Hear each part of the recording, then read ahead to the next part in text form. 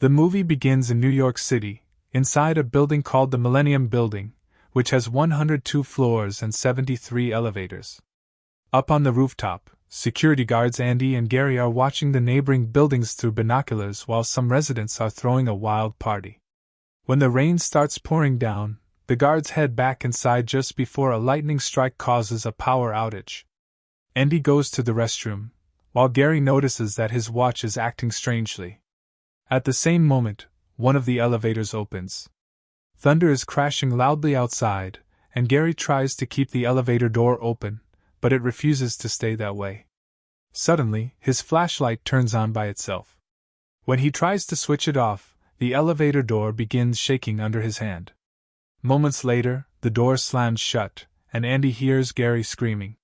He rushes over and finds Gary holding his broken flashlight, terrified of the elevator. Andy brushes it off as nonsense and forces Gary to continue working as usual.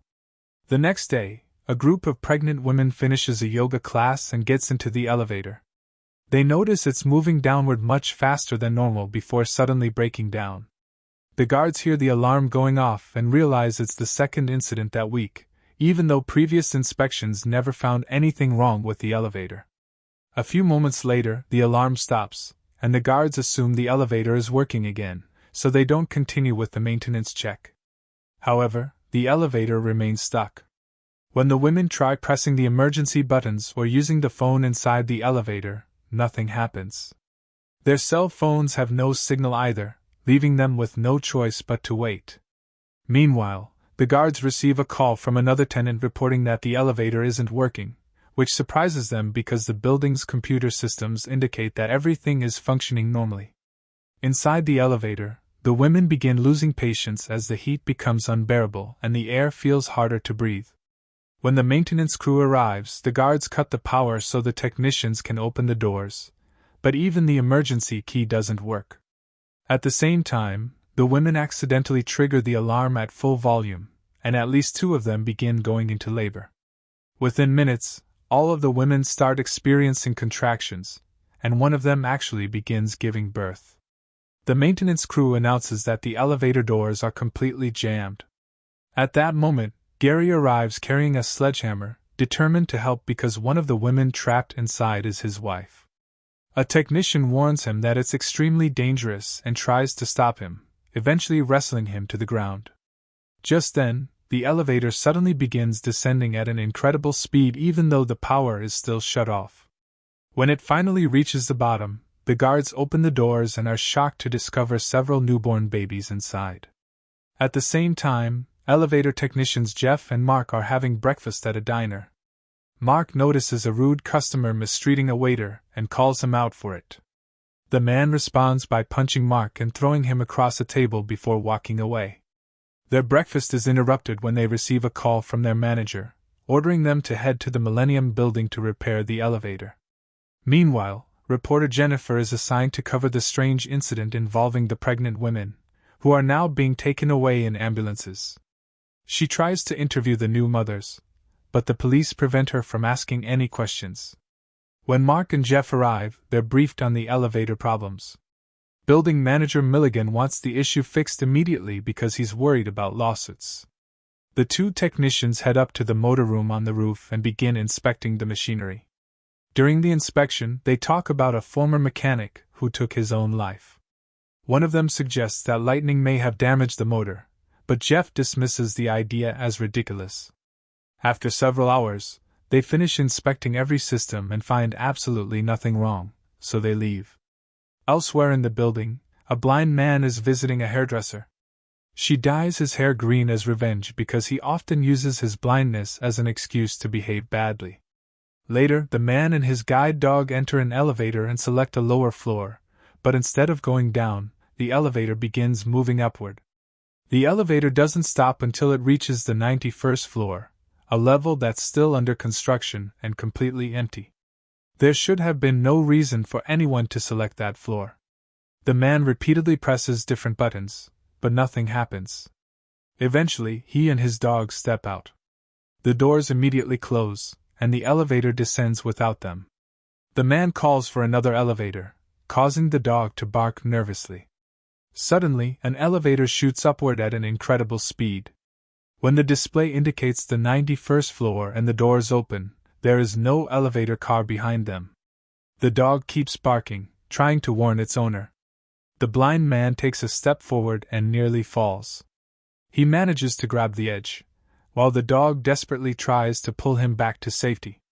Unfortunately, his weight is too much, and both of them plunge down the elevator shaft. Later that night on the 44th floor, Andy and Gary are secretly drinking stolen whiskey. They receive a call from the surveillance room informing them that an elevator is moving at extremely high speeds, even though the building is supposed to be empty. Eventually, the elevator stops and opens its doors, but no one comes out. Andy and Gary try to figure out what's happening. Gary accidentally bumps into a statue, and the noise causes the elevator doors to close and the elevator to move again. The two men head downstairs and find the elevator doors open once more on the 44th floor, but they immediately shut as soon as they approach. A small display indicates that the elevator is once again returning to the 44th floor. When Gary's flashlight starts malfunctioning, the elevator doors suddenly open before the elevator has even arrived. Andy steps inside to investigate, and discovers the blind man's guide dog hanging dead from a metal beam. At that moment, the doors slam shut and trap Andy by the neck. Gary desperately tries to help him, but the doors remain stuck. Then the elevator car begins moving downward, forcing Andy's body against the edge until his neck is severed. The next day, all of the elevators in the Millennium Building are shut down. Hundreds of tourists are left outside the building, the press is banned from entering, and the police refuse to release any information. Milligan holds a meeting with the detective assigned to the case, who explains that security footage has been thoroughly reviewed but shows no signs of any intruders entering the building. Afterward, Mark and Jeff return to inspect the elevators once again. However, Mark is suffering from a severe headache and heads to the restroom to throw up. Suddenly, Mark spotted Jennifer, who was disguised as a janitor, but he immediately recognized her as a reporter. She snapped a photo of him and asked a few questions, but Mark refused to answer. When he left the restroom, Jennifer tried to follow him, but the security guards escorted her out of the building. Afterward, Mark and Jeff met with Milligan and told him they still hadn't found anything wrong. With the detective's support, Milligan announced that the elevators would be put back into service. The next day, when Mark arrived at work, all of his coworkers were making fun of him because of a newspaper article. Confused, he was called into the manager's office, where the boss angrily confronted him about a photo that had been published under a provocative headline. Jennifer had quoted a sarcastic remark Mark had made about the elevators, and now the police were treating him as a suspect. Mark was also shocked to learn that he had been assigned a new partner. Looking out the window, he saw Jeff arguing with a scientist named Gunter. Mark asked his new partner about the mechanic who had taken his own life and learned that the man had once been Jeff's work partner. Meanwhile, two friends were rollerblading recklessly through the streets, paying no attention to the people and cars they were crashing into. Eventually, they arrived at the Millennium Building parking garage. One of them was accidentally struck by a car while the other kept moving. As the injured man checked his wounds, all the windshield wipers in the garage suddenly started moving at the same time. Then a bright light appeared and pulled him inside. A few minutes later, his body was launched onto the 86th floor. It crashed through a room, shattered a window, flew over the ledge, and then plunged from the building, dying instantly upon impact with the ground. Mark saw news coverage of the incident, and immediately headed to the Millennium Building, but he wasn't allowed inside. On his way back, he spotted Jennifer with a group of reporters and followed her until he had a chance to speak with her. She apologized for the article she had written and shared details about the latest incident. According to the police, the man had committed suicide by jumping, but Jennifer believed there was something suspicious behind what had happened. Back in the building lobby, a young girl managed to wander away from the daycare center and began playing near the elevators. Suddenly, one elevator door opened. When she approached it, the door immediately shut, and another elevator door opened instead. This continued for a while, and the little girl treated it like a game, running from one elevator to another. Then the middle elevator opened, and the elevator car rose slightly, leaving an empty gap beneath it. The girl looked inside, and at that exact moment, both her teacher and Milligan heard her scream. They rushed into the lobby to see what had happened. Fortunately, the girl was unharmed, but her doll had been completely destroyed. When Milligan inspected the elevator, he found the doll's arm trapped between the doors. That night, Mark was studying the elevator blueprints at home when he heard a noise outside his door. He noticed a shadow and grabbed a baseball bat before opening the door, only to find Jennifer standing there. She had brought a video recording she wanted him to see. The footage came from a security camera and showed the rollerbladers' accident. At first, Mark believed it proved the man had committed suicide. However, Jennifer replayed the footage and pointed out the timestamps.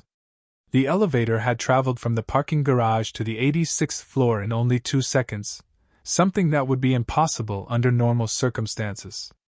At that point, Mark finally accepted that something strange was happening. He and Jennifer went to visit Jeff, who hadn't been answering his phone.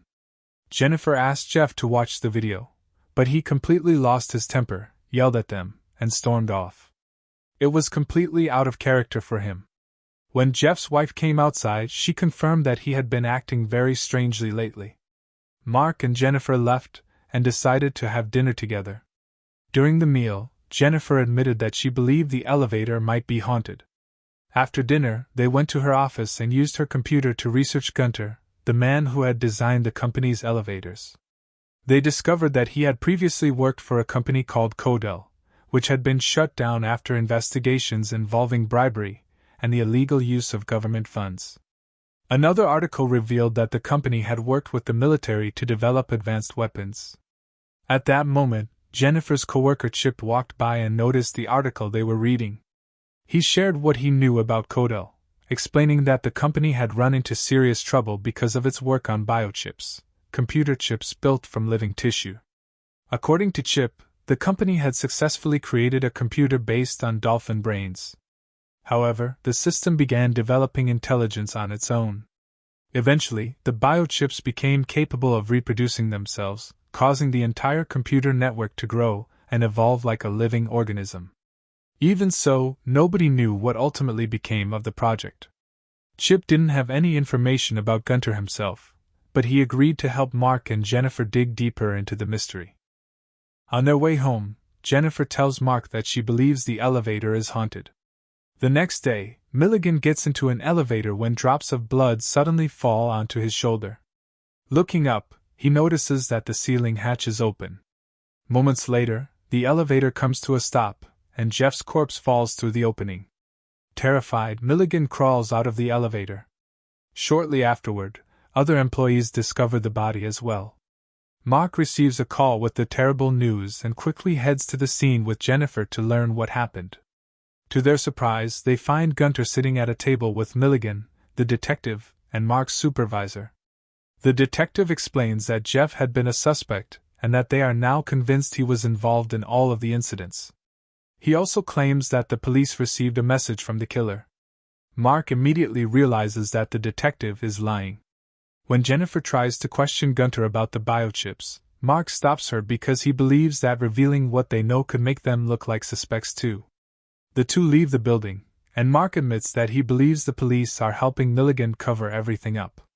He also tells Jennifer about Jeff's former partner, and says he's beginning to think the story about the man's suicide was completely fabricated.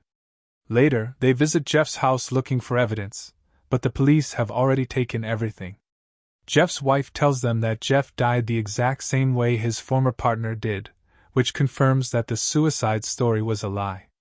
Afterward, Mark and Jennifer visit the widow of Jeff's former partner. She doesn't answer the door, so Jennifer picks the lock with a pin. Once inside, they discover a strange shrine dedicated to the deceased man. Eventually, the widow agrees to speak with them. She explains that her husband was murdered after being left to bleed inside the building for 3 days. She believes his spirit is still there and is seeking revenge. Back at the Millennium Building, a large group of people boards an elevator. Suddenly, it begins shooting upward at an incredible speed and refuses to stop at any of the floors they selected. Panic spreads through the cabin as people scream and cry in terror. One of the children even wets himself from fear. Without warning, the floor of the elevator opens up, causing several passengers to fall to their deaths. Others manage to hold on, but the elevator continues rising at an insane speed, and one by one they lose their grip and fall. The elevator never stops. Eventually, it bursts through the roof and destroys half of the machine room. The disaster reaches the White House, and the president appears at a press conference, announcing that all of the elevator-related deaths were acts of terrorism. At the same time, the head of the elevator company meets with Gunter and tells him that since he created this monster, it is now his responsibility to destroy it. Back at the Millennium Building, police presence increases dramatically as part of a major operation. Jennifer arrives in Jeff's vehicle while Mark hides inside. She parks in front of the building and disguises herself as a delivery employee bringing elevator-related materials for the investigation. However, the police still insist on searching the vehicle. At that moment, Jennifer receives a call from Chip, who reveals that the biochip project is still active and that human subjects are now being used instead of animals. The officers grow impatient with Jennifer as she tries to buy time, forcing her to end the call before placing her in a holding room. Meanwhile, Mark slips out of the vehicle unnoticed and enters the building from beneath a police car. While officers unload crates of ammunition and explosives, Mark carefully moves through the area, unlocks a service elevator with his key, and climbs onto the roof of the elevator car before the police can use it to reach the upper floors. Once the path is clear, Mark takes the stairs and avoids several officers before reaching the machine room. There, he uses his key again to activate one of the main elevators, which the security guards immediately notice on the central monitoring system. After grabbing a flashlight, Mark returns to the top floor and enters the main elevator before the police spot him. At first, nothing happens. But as soon as he touches the elevator hatch, the elevator begins descending at an incredible speed. The control buttons are useless, so Mark activates the emergency stop and finally manages to bring it under control. He then climbs onto the roof of the elevator and uses the controls there to guide it. After traveling several floors, he stops when he notices a mysterious message written in blood on the wall. Mark peers into a shaft opening and is startled when a bird suddenly flies out, but he finds nothing else. He continues upward and, a few floors later, discovers a strange white substance inside another opening, along with sparks flying from the cables above. When he attempts to go higher, the police reach the machine room and shut the elevator down. With no other option, Mark begins climbing the cables. During his ascent, he discovers a hidden compartment inside the wall and forces it open. The action causes the elevator machinery in the machine room to shake violently and throw off sparks. Inside the compartment, Mark finds the giant glowing biochip. Without hesitation, he begins stabbing it repeatedly. At the same time, the elevator machinery starts moving again and begins descending. The biochip refuses to die, so Mark keeps stabbing it. The police use explosives to blow open the elevator doors and rush inside to capture Mark. Meanwhile, the burning elevator car is rapidly approaching. Most of the officers manage to escape, but one of them trips and leaves his legs hanging over the edge. The elevator car slices him in half as it passes. Mark prepares to escape, but another elevator suddenly rises and wraps its cables around his legs, dragging him along. Using all of his strength, he frees himself and jumps away just before the elevator crashes into the machine room. Debris begins raining down, forcing Mark to hide beneath a steel beam to survive. At that moment, Gunter arrives at the building and is allowed inside because he has special authorization. The operation commander recognizes him through the security cameras and realizes that he has nothing to do with the supposed terrorists. Meanwhile, Jennifer escapes from the holding room through the ventilation ducts. Mark climbs out of the elevator shaft, steals a weapon from the police equipment crates, and heads to the 65th floor. There, he opens an elevator door and searches for the biochip once again. Just as he's about to shoot it, Gunter appears beside him carrying a gun. Mark quickly disarms him, and the two engage in a fierce fight. Gunter manages to shove Mark toward the elevator shaft and appears to have the upper hand. But Jennifer arrives just in time, grabs the weapon, and forces Gunter to surrender. Mark uses the opportunity to reclaim a police officer's gun. However, Gunter shuts the door, trying to protect his creation. At that moment, the police arrive. Gunter takes advantage of the situation and grabs Jennifer as a hostage. She bites his hand and manages to break free. Once Gunter is alone, the elevator cables suddenly come to life like a giant octopus. They wrap around him, drag him away, and kill him. At the same time, Mark's leg becomes tangled in the cables.